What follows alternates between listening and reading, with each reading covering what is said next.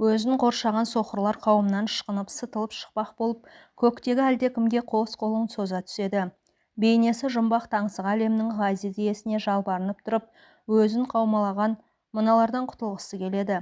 Апырай, түстері осынша сүреңсіз болар ма? Еш нәрсенің қозғалысын, құбылысын көрмеген және мәңгі қайтып енді көздері ашылмайтын, ал жақсылық атаулыда мүлде марқұм қалған үлкен бір әулет.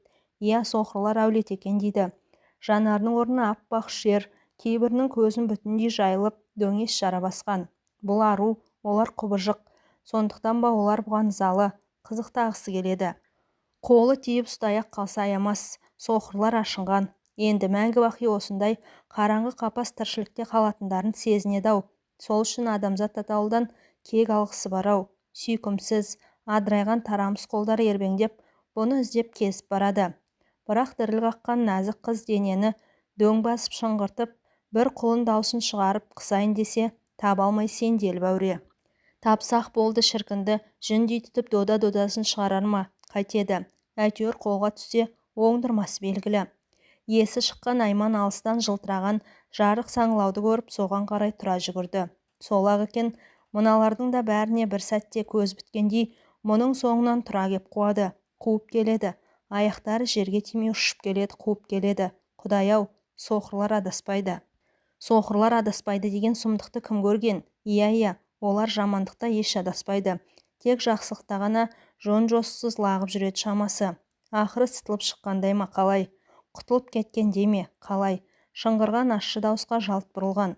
Соңында бір-бірімен соқтығысып, бір-бірінің етегінен жұлмалай тартып, бірімен бірі шатысып, өздерін-өздері буындырып тұншықтырып жіберердей жатқан жексұрын қуғыншыларын көрді. Жүрегі алқымына тығылып, жалғыз жебеушісі көкесіне қарай жүгіріп келеді екен. Мана қалыстан көз ұшына ілінген жарық саңлау сол көкесі екен дейді. Сол көкесіне қарай қанат біткендей самғап ұшып келеді. Жаңағы беймаза түстен шаршап соғылып қалыпты. Апырау деді, еш нәрсені есіне түсіргісі келмей. Апырау, тағы да соқырлар, тағы да мені қуып жүр, мені. Айман жеңіл киініп сыртқа шықты. Бұрынғыдай емес. Бұл жолы жетім балаша жан-жағына қорғаншақтап абайлап қана көз салды. Алғаш рет мынау өмір деген жұмбақ құбылыстан өзін жырақ ұстағысы келді. Әлде біреулерді мүсіркеп, әлде кімге жаны ашып, сезім шырғалаңына тереңдеген сайын көз астына сызық салған ұсақ әжімдер біртүрлі жиырылып, қозғалып қалады. Лықсыған запыран керісінше тұншыға түседі. Жоқ, бұл тұрысы мына сенделісім не? Аққа Құдай жақ деген әділет пен ақиқатты кір шалмайтыны қайда? Осы уақытқа дейін әділет атаулыға сеніп, соны әлдекімдерге дәлелдеп, шырқырап алысқанда өз басымның қамы үшін бе екен? Өз оймен өзі айқасып тұрғанда қалтарыстан шыққан бір дауыс қарқылдап келіп күлгендей болды. Ал Айман сорлы, неғып тұрсың? Неғып? Әп сәтте мүсәпір киіп жамылып тұншығып қалғансың. Кімге сендің? Әлгі өзің айтқан тек қана періштелер ме? Пайғамбарлардан жасақталған киелі қоғамыңа ма? Ха. Аяғын басқан сайын жаңағы нақұрыс дауыс даурығып, барған сайын әлде бір жексұрын, мұның көзіне сұқ саусағын шошайтып безеп алып табалайтын тәрізді. Кешегі жиылысты есіне алды. Ешқайсысы ештеңе көрмейді, тіпті көргісі де, тыңдағысы да келмейді. Көздері аталақтап, араларынан, өздерінің ортасынан жау іздейді. Жау. Кешегі Жарасковтың саңқ-саңқ етіп шыққан ащы жіңішке дауыс құлағында қадала берді де жаны шығып кетті. Аудандық партия комитетінің секретары Айман Оразованың жұмыс тәсілі мен әдісі туралы айрықша айтқым келеді. Даярлық тәжірибесіне, табандылығы мен талғамдылығына қарағанда одан жақсы партия қызметкері шығатын сияқты еді. Өкінішке орай, қара бастың қамы, процент, қазақтар, кадр көбейіп кетті. Жеке бас, ұлтшылық, жеке бастың беделін арттырамын деп, процент, ұлтшылдық. Мына өзіне айтып тұр. Айман орнынан қозғала бергенде жанынан шыққан көрші дауыс отырыңыз деп зірк етті. Сол сәтте ғана бойын ашу кернеген Айман дүрсілкініп орнынан көтеріле берді. Осыдан бірнеше жыл бұрын Жарасковты сынға, әділ сынға алған есіне түсті. Сырты күліп жүргенмен іші түтін болған екен ғой. Содан бері кек сақтап келген екен-ау. Маған шыны жан ашитын болса, бұрын неге ескермеген деп те ойлады. Айман отырған жұртқа үнсіз біраз қарап тұрды да сыртқа бет алды. Ес ақылы бір-біріне дес бермей, ашуға тұншығып шыққан әйелдің санасына Дана көңіл тіл қатты. Сенің өміріңді де, қоғамдық орныңды да ел жұрт біледі ғой. Олардан басқа әділ сынды кім айта дерсің? Ақылға кел, сабыр сақта, тоқта. Жоқ, мен іздеген әділет бұл арада емес. Осы уақытқа дейін қызғыштай қорғап жүрген, дақ түсірмей келген арымның әлдегімнің былапыт сөзіне былғанғанына төзімім жетпейді. Ұқтыңдар ма? Мен өзімнің ар-намысымның құлымын. Сыйлайтыным да, қорқатыным да сол ақ нәрсе. Ал оған арам ниетпен қол салғандарды кешірмеймін. Астан-кестен болған әйелдің ішкі жан дүниесі мұздай қатып сырты солып, әп-сәтте бүкшиіп қалды. Бәлкім, жалпы әйел затының жанына жара түскенде, сондай қаталдық пен суықтық оның жып-жылы, нәп-нәзік жұмсақ келбетін өзгертіп, дәл осындай қалыпқа түсірер ме? Әйтеуір бұрынғы ақылды әдемі Айман көзден ғайып болды да, оның орнына түксиген, жар қабақты, қанын ішіне тартқан қарасұр әйел ғана көрініс берді. Дүрлігісіп, даурығысып тарап бара жатқан жұртты аса бір ыждахат пейілмен шығарып салып тұрғандай, ойсыз жанар жымыңдап жалт-жалт етті. Айманның күреңіткен өңінен алғашында секем алып не істерін білмей абдырап қалып еді. Одан ауыр соқты, қатал жауап күткен. Қанша дегенмен екінші хатшымен тайталасу оңай ма? Бірақ ол әйелдік жасап долданып шыға жөнелгенде Жарасковтың көңілі жай тапты. Қолынан жүндеп, тышқанша күлге аунатсам бәлемді. Енді бет аузы Аймандай болғанда жоғары жақтың өзі-ақ аулаққа лақтырмайын ма? Жарасков алақан бір-біріне құшырлана сүйкеп қалып еді.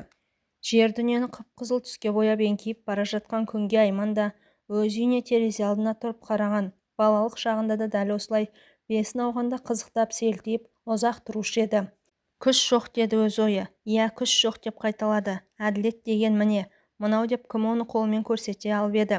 Қарабастың қамышын дейді. Қарабастың қамышын болса, осы уақытқа дейін Айман өз басына сарайда үй салғызып алмас па? Көзімді ашқалы жер үйдің иісін жатсынбай тұрып жатырмын. Әлде сол жаман лашықты қимай жүрмекенмін. Бұл ерлік емес. Үйі жоқ, күйі жоқ панасыздарға, жетім жесір жылаған шал кемпірге көрсеткен әйелдік бір жомарттығым шығар. Әйтеуір барымды біле білсе, өз өмірім сүрген ортама арнадым емес пе? Мазасыз ойдан әбден жігідей желініп қалжырағандықтан ба, жанына сая болатын тыныштық іздеді. Сол өзі деген тыныштық ел ортасы атбасар деп тауып сонда жиналды. Кішкентай қара сөмкесінен бет орамалын алып жанарына іркілген көз жасын сүртті. Енді екі көз үкідей жайнап, керіліп жатқан кең далаға қарады. Мүлгіген жапан даламен іштен ынтымақ тауып сырласып келеді. Оған өзінің адами сәтсіз тіршілігінің түкке тұрмайтынын айтып күйініп келеді. Қадалып үңірейіп қарап қалған қария кемпірден Айман ыңғайсызданып, ішіндегісі бұрқасын сәттің бәрін сездіріп қойғандағыдай қысылып қалды. Меңіреу алыста жалғыз жүрген бұл не қылған кемпір? Иә, оған несіне таң қалдым. Өзім Меңіреу түзден не іздеп келемін? Меңіреу дала емес, пойызда келе жатыр екенмін ғой. Адамдардың тінте қарайтын тұрпайы көздерінен өзін арашалап, ала қашқысы келетін түсініксіз қылығы бар еді. Бұл жолы қозғала қоймады. Керісінше тағы да жел оранған сардала бетпақ түзге үңілді. Балам, бет алсын қай жақ деді кемпір Айманға қисая қырын бұрылып. Атбасар, деп аңтарыла қараған кемпір өзіне өзі сөйлегендей. Онда кімің бар еді балам деді. Өзің бір нәрсеге ренжіп келесің ау шамасы. Айманның жауабын күтуге шыдамсыздық жасады. Неге жылайсың балам? Енді кемпір қабағын шытып, көне көзін сығырайта үңіле қарады. Әйел адамнан қасірет, тауқымет деген арылған ба? Босама. Әйтеуір ит тірліктен өткен уақыт қой бұл. Өзіңнің бала-шағаң аман ба? Әдірем қалғылы солардың әуресі болар. Менің де өзіңдей қызым бар. Балам, кел, берірек отыршы. Жақынырақ әңгімелесейік деп кемпір жанындағы бос орынды нұсқады. Пойыз зырқ-зырқ етіп сілкініп, тоқтаған сайын кәрі көңілде селт етіп сақтай көр деп іштей сыбыр-сыбыр етеді. Әлденеге тәуба қылып. Айман қарияның жаңағы әйтеуір ит тіршілікпен өткен тірлік деген сөзін қостай кетуді ыңғайсыз көрді де, оның жанына қарай үнсіз сырыла берді. Денсаулық болмай, содан біраз көңіл күй деп, Айман аса сырын аша қоймады. Қазіргі дәрігерлерге де сенім жоқ қой балам. Сенім жоқ деймісіз? Иә апа, сенім жоқ. Сенім атаулы мүлдем. Қарсы қарап отырған кемпірге Айман шошына қарады. Қарияның жасаураған, отсыз жанарынан бір сұмдық құпияның лебін сезгендей болған. Мынау шүйкедей кемпір, мұның көз алдына лезде үлкейіп, алыстан кетіп биіктен барып, шіркеулерде бейнесі лүлі тұратын Құдай анадай енді. Бұның өзіне мүсірке қарады. Ит тірлік деді-ау. Адам бойындағы от сезімдер талай армандарға құлаш сермеп, одан опық жеп, жеңіліс тауып, еш кеткен ғұмырына өкініп, ит тірлік деп ат қойған бекен, кім білсін. Айман тағы да түреңсіз жатқан иесі даладан көзін алмады. Қабағы түксиіп, түп-түзу ұзын қыр мұрынды қусырылып қадалып отыр. Дәл бір сырттан дүниенің төрт бұрышын түгел көріп отырғандай тесіліп қалыпты, селт етпейді. Әлде ішкі жан дүниесі бұлқынып, шоқ түскендей өртеп келе ме? Мынау теп-тегіс сары даладан әлденесін іздеп таба алмай келе жатқан сияқты. Сарала жазық шаршамадың ба? Адамдарыңнан, мына бізден қалжырамадың ба? Ал біздер өзімізден өзіміз қалжырап шаршап, ит арқа болып ырсылдатып, күн кешіп жатырмыз. Бұл озғанымыз ба әлде тозғанымыз ба? Бейғам дала. Рәш кемпір күйеу баласы Ерденді әдеттегідей тыжырынып ұнатпай қарсы алды. Жұлынып сөйлеп, Айман Атбасарға жалғыз кетті. Еш нәрсе айтпады, байқұс балам. Бір нәрсеге ұрынбаса егеді, сорын құрғыр. Дұрыс күйеу деп маңдайына жазбаған екен өзінің. Еркек атаулыдан бақыт тапқан әйелді көрсемші осы деді. Сары кемпір бір сөйлесе тоқтай алмайтын білетін күйеу баласы түпкі бөлмеге лып етіп үнсіз өтіп кеткенде, кемпір қолындағы ұстап тұрған темір ожауын жерге тастай салды да, қараң қалғыр, мен болмасам осылар аштан қатар мекен өзі деп, түскілікке жасайтын ыстық тамағын бәлсініп отырып қалды. Сол бойы бұрышта дәл біреу қағып тастағандай қозғалмай қойды. Ашудан жарылып кететіндей жұдырықтай жүрегі аузына тығылып, көзіне жас келді. Титығы таусылып, кім қарсы келсе жылмалап тірідей жеп қойғысы келіп, жынданып отыр еді. Күйеу баласы мойнына су құйылғандай басы салбырап, үй жақтан ұзап барады екен. Айман кеткелі бері берекесі қашып, өз үйінен өз жәбір көріп, жас балаша далаға қашып, бой сауғалаған болады. Адуынды кемпір оған түскілік тамақты да көп көрді ме әйтеуір, шәбелеңдеп жол атқысы келмеді. Жұрт естісе қазақтың қанына сіңбеген сұмдық қой мынау. Құдайдан күткен жалғызының күйеу емес пе? Сумаңдаған сөзге қалар еді. Ерденнің парасаттылығы ма? Осы бір жұмбақ тірлікті Айманның өзі де әзір ести қоймаған. Рәштің өмірге деген өшпенділігі шексіз, сондықтан да бойына тұнған ашуды әлдекімнен кек алуға жұмсайды. Әсіресе еркек атаулыны көрсек, маңдайына біткен бар бақытын сол сыпырып тастағандай көрінеді. Басынан өткен сонау 40 жылғы жесірлігіне жаны азапқа түсіп, іштей қарғыс айтады. Өткен күндеріне өкпе артады. Не көрсеттің? Құрсағыма сәби тастадың да ғайып болдың ғой. Одан басқа сенен не көріп едім? Сенің ләззатыңды, рахатыңды мен әйел болып бөлісе алыппын ба? Жастай жесір қалып, түн баласын кеудемде тосып, тұншыға жылап жатқан кезде ақ балалық дәурен, әйелдік ару сезім менің өз тағдырымды байқатпай алдарқатып аттап өткен. Мен зарға күткен ұлы сезім аяулы, нәзік сезім жараланып, қансырап, сезім атаулыдан жұрдай болып адасып қалған. Солай. Енді міне, қу жалғызын аялап жаттан қорып жүрген мұнысы өмір-бақи шешесі көрген зауалға, еркек мүсінге, қызға, қымсына құштарлана қарайтындай. Тіпті саған жақсылық әкелмейді олар. Олардың қасіретін тартқан мына менің өмірімді көрмейсің бе? Сәбиім-ау, сақтансайшы. Неге, несіне қызғасың? Олар тек қиын тағдырдың шырмауына тастап кететін қайырымсыз жандар. Қайтесің? Жаныңда мен бар емеспін бе? Менен артық саған деген жылылықты, менен артық мейірбандықты оларда табалар мекенсің деп, жан ұшыра шылдаған анасының сөзіне Айман құлақ асты ма? Ерденге наздана еркелей қарайтын сәттерінің Рәшқа оғаш көрінетін Айман іштей сезетін. Тұрмысқа шығатын жылы, апа, мен Ерденге тұрмысқа шықпақпын, сендерді жақын таныстыруым керек деп күле сөйлеген қызын Рәш жылдам тыйып тастаған. Ақмақ, немене, не айтып отырсың деп қатты жекіп, орнынан жылдам тұрып кеткен. Мұнысы сәбиін жат адамға қимаған болар. Бірақ лыпылдаған жүйрік ой арлы-бері арбап, Рәштің есімін алмап еді. Басы мең-зең болып, улап-шулап ес шығып кетпеп еді.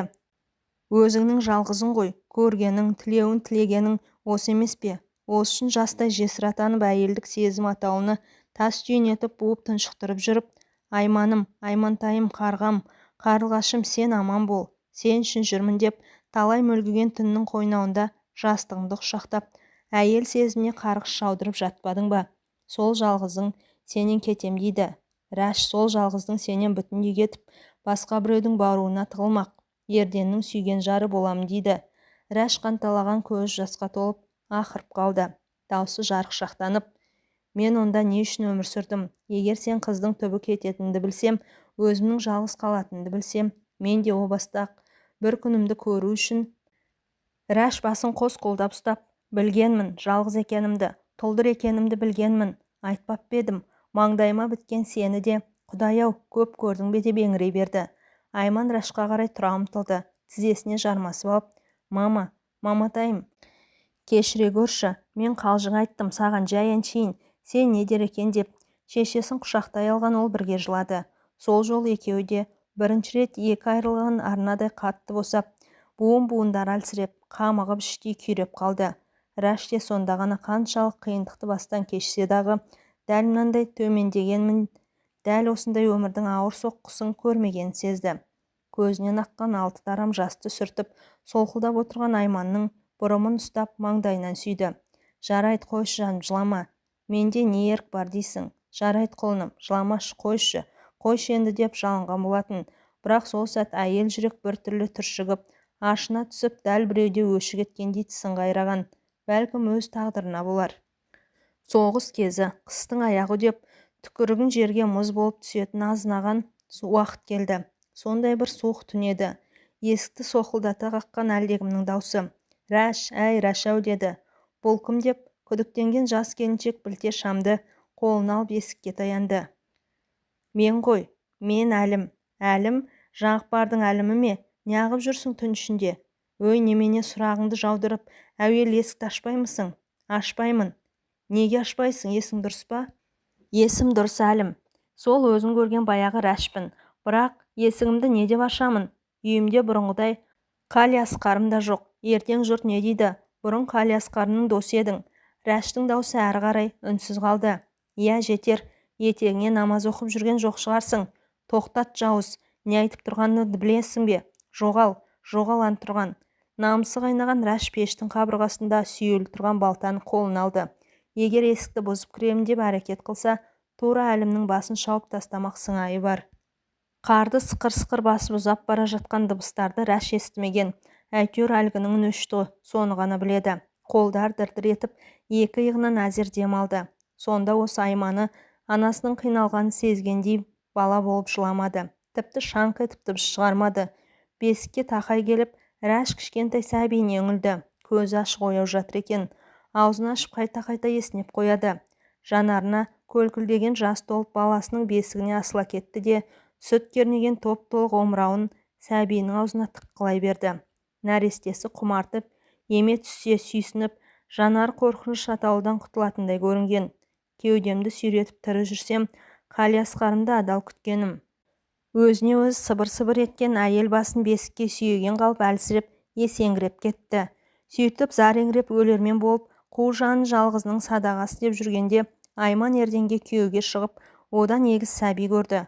Бұл қуанышқа Рәш те мәре-сәре болып, Құдайға тәубесін айтты. Бірақ бәрібір көңіл құрғыр, Ерденге жылы лебіз аналық мейірім ұсына алмады. Есіне мәңгі бақи шегеленіп қалған жалғызын ешкімнің де айырбастамай қоймайды.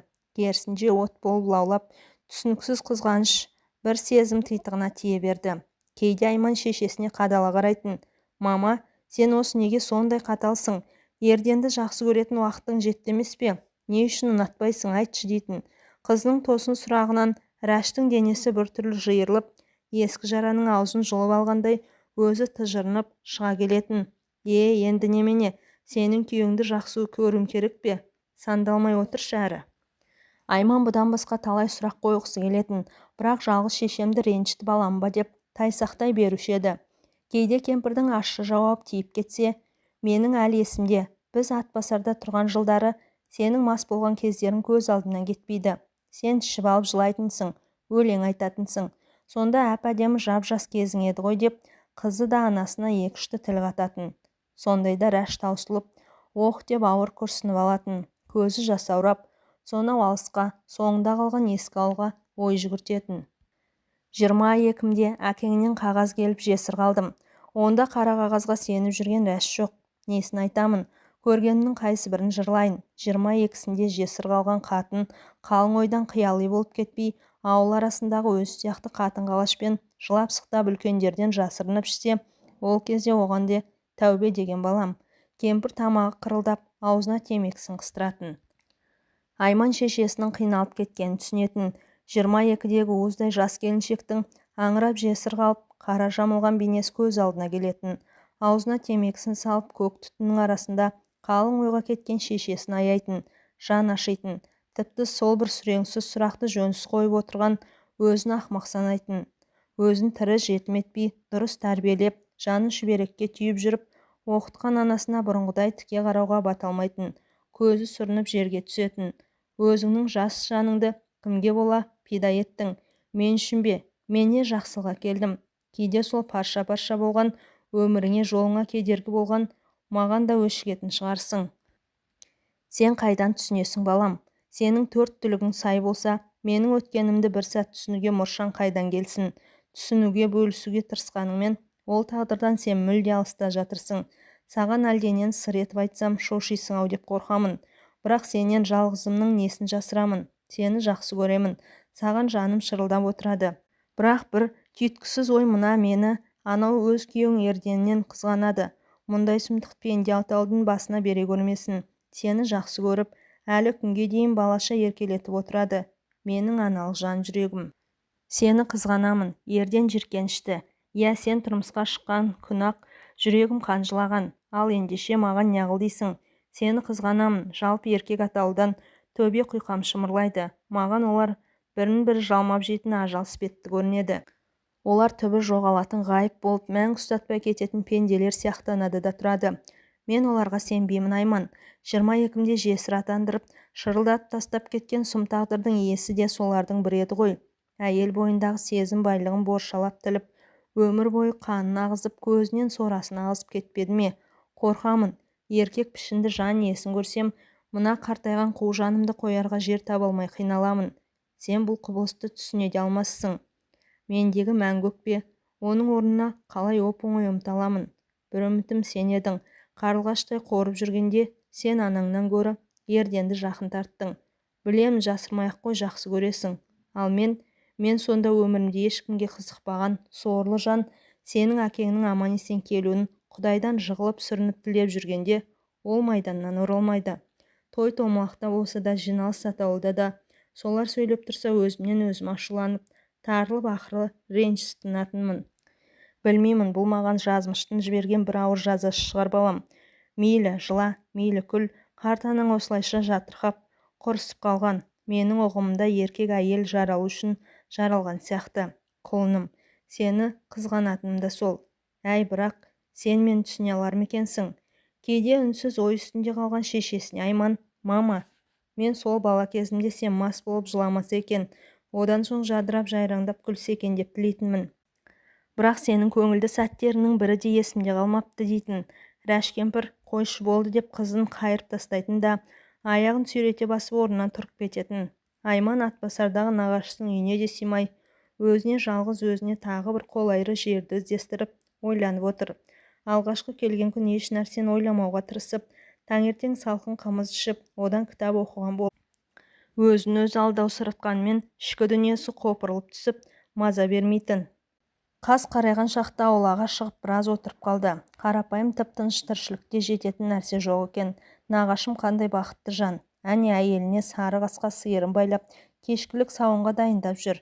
Шелегін сүйретіп алдына салған алжапқышына қолын асығыс сүртіп, бақ жақтан әйел шықты. Бір-бірімен күңкілдесіп әлденен әңгімелейді. Қадиша жеңгесі күпірлетіп сиырын сауа бастады. Қандай әдем көрініс.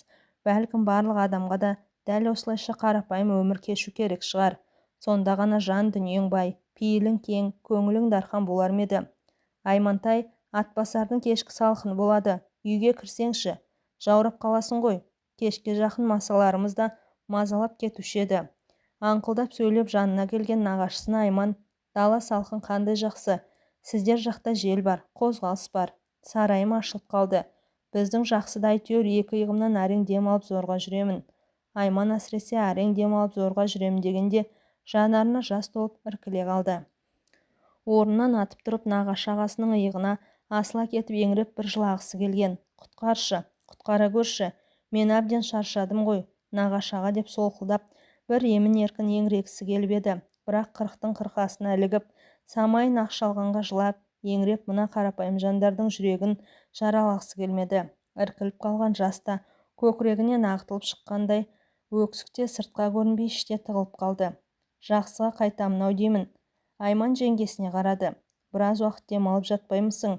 Өзіңнің бір жерің ауырып жүрме, тіпті өң қашып жүдеусің ғой. Жұмысыңда мазасы ба деймін. Айман селт етіп есін жинап жеңгесіне тағы да бір сөз күтіп еді, бірақ ол да жартып ештеңе айта қоймады. Әлде құлағына ауданның жаңалығы еміс-еміс жеткен бе екен?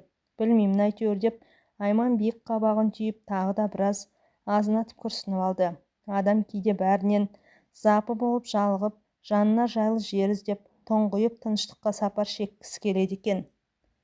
Мен де сөйтіп сіздерге өзімше келген бетім еді. Бірақ бұл жерден де жаныма сая таба алмадым. Дастархан шетін саусақтарымен сызғылап, басын төмен салған қалпы үнсіз отыра қалды. Аса көп сырын айта бермеуші еді. Әлгі оқыс ойды айтпай іркіп қалғаны сондықтан. Аймантай-ау, мына көкең біледі. Жайлауға ел қонған болатын. Ертең сол малшылар жақты да көріп, қыдырып қайтсаң болар еді. Содан кейін де сағынып отырсаң, жақсыңа жетерсің деп жеңгесі әзілдеген болды. Иә, жеңгең дұрыс айтты. Ертең таң ата жүріп кетсек, күн қызғанша жетіп те қаламыз. Айман еш нәрсе демеді, бірақ үнсіз келіскен сыңай танытты. Сол күні кешкі апақ-сапақта Рәш кемпір немерелеріне айқайлай берді. Немене, сендерге менен гөрі әкелерінің жақсылығы өтіп еді? Оған жандарың ашып тамақ қойып жүргенің қайсың? Ол маубасқа сендерден қалған жуынды да жетеді. Күндіз ұйқы, түнде ұйқы. Өмірімде осындай жалқау жанды көрсемші. Салулы төсек, салқын үй болса болды емес пе? Сендердің маубастарыңа. Екі немере бұрышта шошайған қалпы, қыбыр етуге бүрісіп қорқып отырған. Қайран балапандардың әкесіне іштей шырылдап жандары ашитын мына кемпір қайдан білсін? Әйтеуір ерденнің өз әйелдер мен балаларын қызғанып, безгек қағады. Бұл не деген түсініксіз тірлік? Түскілік сәтте жұмыстан шаршап келіп, түп күйдегі төсекке жығылған күйеу баласын көріп, енесі рахаттанғандай болды. Әншейінде Айман барда шолжаңдап емін-еркін жүруші еді. Байқұс жынын алған бақсыдай болып қалғанын қара. Кемпір ұйықтап жатқан күйеу баласының бөлмесіне рұқсатсыз еніп келіп шаңқ-шаңқ етті. Әй, есерсоқ, нақұрсын еме. Түс кезінде бір рет болса өз үйінің неден неге сүртпейсің? Ана балаларды жұмсай бергенде бірдеңе түсеме саған. Ерден шошынып төсектен атып тұрды да, мама, балаларға бірдеңе болып қалды ма деп есі шыға Рәшқа қарады. Сол-ақ екен, кіп-кішкентай кемпір қолындағы оқтаумен ерденді салып қалды. Балада басың қалсың, басың қалғыр. Саған қатын мен бала не керек? Ауаша жүр, олардан аулақ кет. Ерден кемпірдің қолынан оқтауды жұлып алды. Мұныңыз не, мама? Бұл сұраққа одан ары құтырған кемпір тіпті шабаланып, шабына шоқ тигендей ұшып барып күйеу баласының тамағын алып, сіресіп қатып қалыпты. Қуыршақтай кемпірді жерге алып ұрып лақтырып жібергісі келіп еді, әйелін ақылды Айманын ойлады. Оның онсыз да шаршаулы жүзі бұған соңғы бір өтінішпен елестеп, қайтесің, тағы да кешіре сал, ол менің анам ғой дегендей болды. Кеңірдегі қып-қызыл қанға боялған ерден ашу мен намысқа мініп далаға жұлқына шықты. Далада себелеп жауын жауып тұр екен. Денесі дуылдап, қызып, ашудан тізесі дір-дір етті. Тұнжыраған қалпы қас қарайғанша далада міз бақпай бүрісіп отырған. Бұлардың үйлеріне қарай бір әйел адам бұрылғандай көрінді. Айман ғой. Ерден орнынан ұшып тұрды да өзін-өзі сабырға салып, қайтадан орнына жайғасты. Сосын жайбарақат отыруға шамасы жетпеді ме, әйеліне екі көзі қанталап ентелей жөнелді. Міне көрдің бе деді, Айманға ақырып қалып. Өмірі дауыс көтеріп ренжіс көрмеген күйеуі адамға түсініксіз әлденені айтып тұр, қоштасып тұр. Осы шыдағанында жетер, Айман. Саған менен гөрі жалғыз шешеңнің жақын екенін де түсінемін. Мен бүгіннен бастап бір жерден пәтер жалдап тұрсам да өлмеспін. Тек сен ренжі көрме. Балаларға да өзім көмектесемін. Бірге өсерміз. Бірақ қалай да бөлек тұрған жөн сияқты. Мен бүгін сенің шешеңнен таяқ жедім. Жай сөзін елеп ескере бермеуші едім. Енді міне, тарпа бас салып ұрған қалып па? Өзің ойлашы, мен де еркекпін. Олай болса менде де намыс бар. Өз балаларымды өзім еміреніп сүйе алмасам, өз жарыма өзім еркелеп, еркін сөйлей алмасам, семьяның да, өмірдің де не қызығы бар? Мен жетім өстім.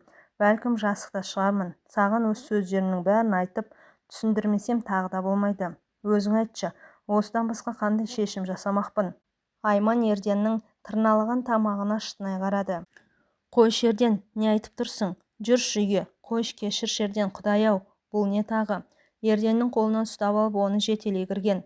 Айманды көрген шешесі еш нәрсе болмағандай отыр екен. Ашынған Айман Рәштің жанына жетіп барды. Не болды саған, мама? Сен не істеп отырғаныңды білемісің? Неге үндемейсің, а? Айтшы, сенікі дұрыс па? Нең бар осы сенің ерденде, айтшы. Тіл ауыздан қалғандай мүлде үнсіз отырған кемпірдің сиқы Айманды одан сайын ашындыра түсті. Неғыл дейсің маған? Біздің ажырасқанымды қаласаң, онда соны айт. Мен қазір арыз жазып берейін де сенің жаныңда мәңгі жесір отырайын. Ана немерелеріңді тірі жетім етіп өсіргенде не опа табасың? Осы саған не жетпейді? Бәрі де бар емес пе сенде? Неге соншама ерденді? Айман ағыл-тегіл жылап жіберді. Бәрібір ерденнен кете алмаймын. Қайта оның осы уақытқа дейін түсіне білгеніне рахмет. Егер бізбен тұрғың келмесе бара бер. Бар, қайда кетсең онда кет. Әйтпесе осылай тату-тәтті тұрып жатқанымызға қайта ортақтасып қуанатын жөнің бар емес пе? Айтшы, не керек? Не жетпейді? Мен үшін күйеуге тимей қалғаныңды міндет етемісің? Әлде ерденнен көремісің? Әлде сенің бақытсыз тағдырының жалғасын маған да жаман келе ме? Менің бақытты болғанымды қызғанамысың, айтсаңшы. Біз білмейтін қандай жұмбақ дүние. Нені қалайсың, не істейік, а? Бар, тұр да киім-кешегіңді ал да кет. Сенің айдағаныңа жүріп арбағаныңа көніп әбден басымызға шығарып жаман әдеттендіріп алған шығармыз. Егер біз ұнамасақ, бізбен тұра алмасаң, мә ақша, міне, ал да кет. Сол-ақ екен кемпір ылдым-жылдым киініп, қызы берген ақшаны уыстап алып шықты да кетті. Сырттағы суық ұзақ жауынның арасымен кетіп бара жатқан шешесіне Айманның жаны ашып орнынан қайтадан ұшып тұрды. Қайда кетіп барасың, тентек кемпір? Менен басқа жанашыр кімің бар? Қайт, кері қайт. Мына суық жаңбырдан кеудеңе шаншу тиеді. Айман да іле-шала киініп сыртқа шығып еді, шешесі көрінбеді. Ұзын қара жолдың жиегімен бұл ербеңдеп жүгіріп келеді. Ал анасы зым-зымия жоқ. Сақтай көр, бір нәрсеге ұрынып қалар ма екен? Әй, мен де оңбаған адаммын. Өз шешеме өзім соншама таусылып, тіл тигізгенім не? Айман жүгірген сайын алқынып тұншығып, дем ала алмай келеді. Өзінің жалғыз екеніне енді көз жеткендей, Рәш қаны қарайып дүниеден түңіліп кетті. Жаман неме, байыз қалатындай он не қылғаны?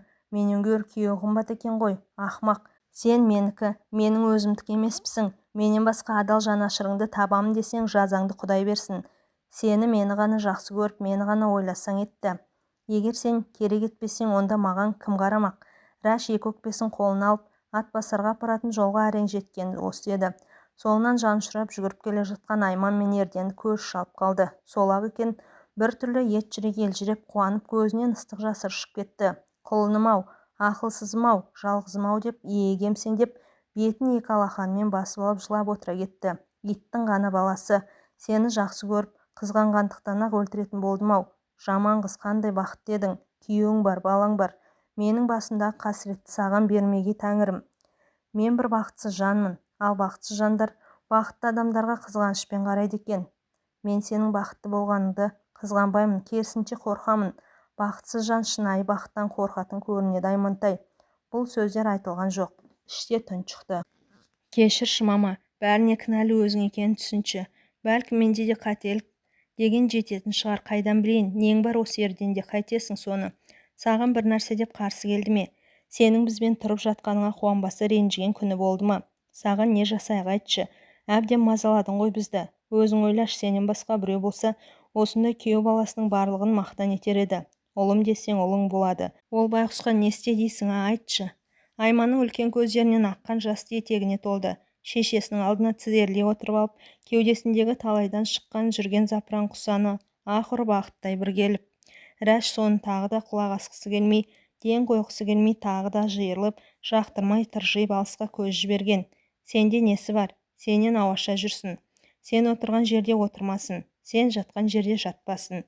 Осы бір сүйкімсіз қызғанша ғой, кіп-кішкентай кемпірдің жүрегінен сумаң-сумаң етіп жалтақтай берді. Айманның көз алдына жалаңаш теңіз елестеді. Сол теңіз үстінде адасып қалықтап, оңды-соңды қисалаңдап тұрған иесі жалғыз қайықты көрді.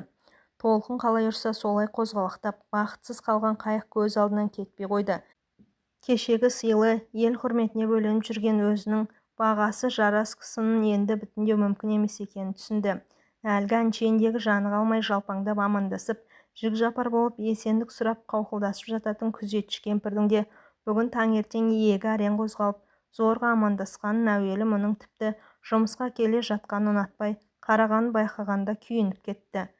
Намысы қайнап өзі отыратын бөлменің есігін зорға ашты.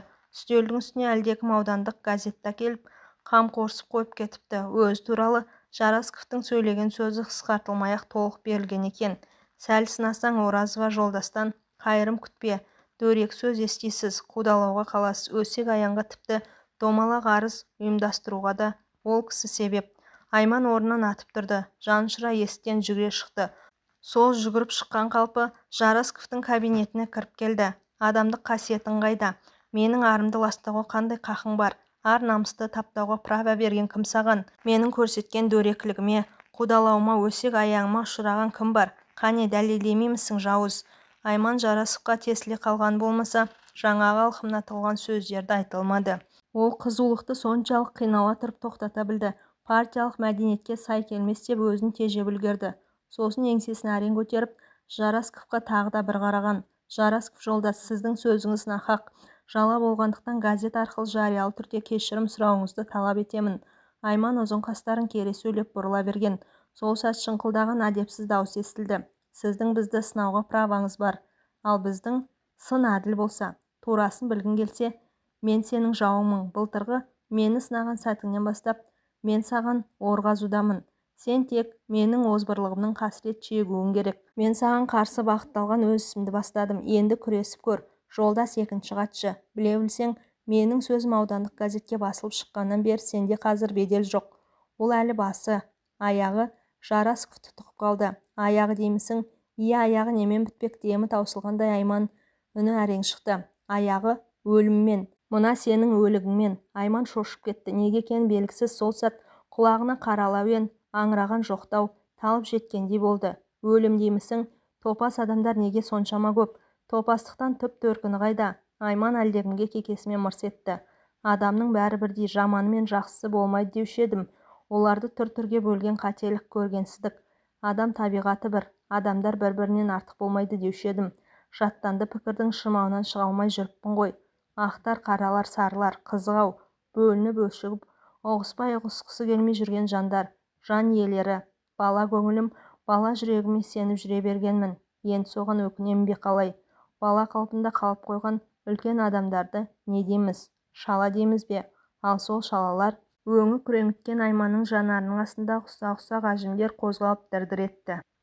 Айман бүгінгідей қалжырап сәл нәрсеге өзінен өзі ашу шақырып, сыз иесі күңсінген тар үйіне симай, әлдебіреуден жәрдем күтіп алыстан сонау бір алыс шыққан, әлдекімді көмекке шақырғысы келіп, есі ақыл шыққан, өзі көруге, іздеп табуға құштар болған, әділет атаулыға жол таба алмай шарқ ұрған түнде безгектеген телефон мұның бүкіл ойының тас-талқанын шығарған. Иә, деді телефонды асыға көтерген қалпы. Бұл кім өзі? Сен әлі тірі ме едің? Айман мына дауысты ап-анық естіді. Иә, тірімін. Өкінішті. Телефон құлағы үзіліп қалды. Мен неге өлуім керек, деді Айман күбірлеп. Неге? Неге? Сағатына қараса түнгі мезгіл 3-тен асыпты. Есеңгіреп мелшиіп отыра беріпті ғой.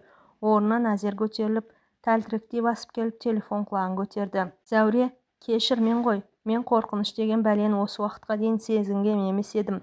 Ұйқым келмей өзімнен өзім үрейленіп отырмын. Сенің түнгі ұйқыңды бұздым ба? Айманның да даусы үрейлі естілсе керек. Ұйқылай отырған Зәуренің шошып кеткені сезілді. Жалғыз жатқаның қалай? Балалар қайда? Ерден, Рәш апа қайда? Ерден деймісің? Оны балалармен көлге демалысқа жібердім. Шешейді Атбасарға барып қыдыртып қайтсын деп едім. Жарықтық кейінгі кезде тым мазасызданып кетті. Қартаяйын деген-ау. Айман, жаныңа барайын ба? Жоға, ол не дегенің? Мен әншейін.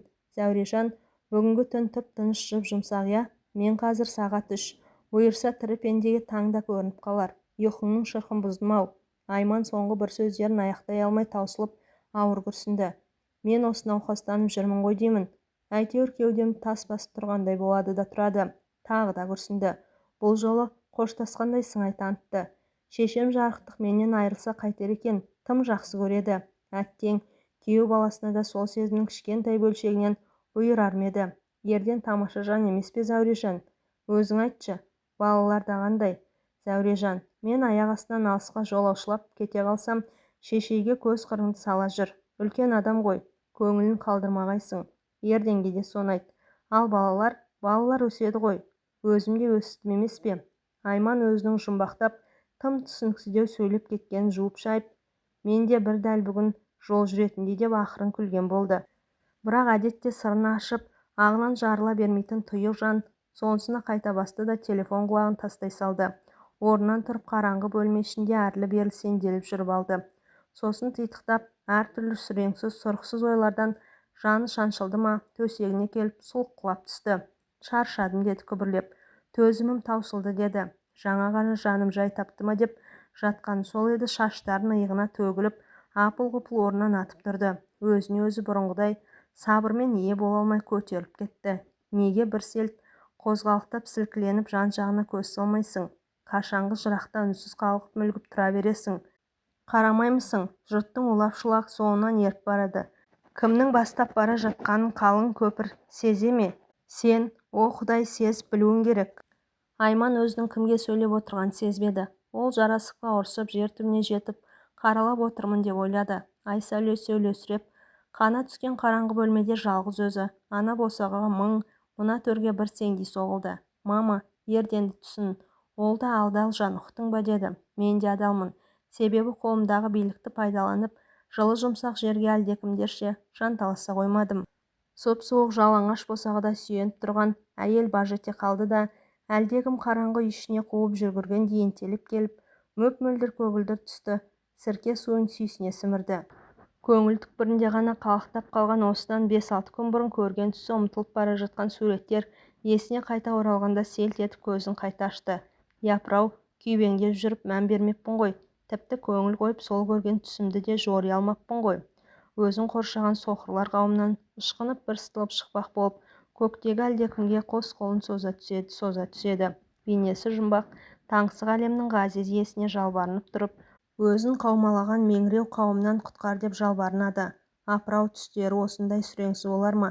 Еш нәрсенің қозғалысын, құбылысын көрмеген және мәңгі қайтып енді көздері ашылмайтын, ал жақсылық атаулыдан мүлде махрұм қалған үлкен бір әулет емес пе? Иә, соқырлар әулет екен ғой. Есі шыққан Айман байқұс алыстан жылтыраған бір жарық саңлауды көрді. Соған қарай тұра жүгірді. Сол-ақ екен, мыналардың да бәріне бір сәтте көз біткендей мұның соңынан тұра келіп қусын. Шыңғырған ащы дауыс естілді. Бір-бірімен соқтығысып, бір-бірінің етегінен жұлмалай тартып, бірімен бір шатысып, өздерін өзі буындырып, тұншықтырып жібермей жатқан соқырларды көрген сайын жүрегі алқымына тығылып, өзі табынатын, өзі сенетін көкесіне қарай жүгіріп келеді екен. Манағы алыстан көз ұшына ілінген жарық саңлау ол көкесі екен дейді. Соған қарай қанат біткендей самғап ұшып келеді. Айманның соңғы ақтық демі ме, әлде бостандыққа шаршап жеткен тән иесінің соңғы бұлқынысы ма, аузынан жап-жасыл жалын шықты. Әңгіменің соңы.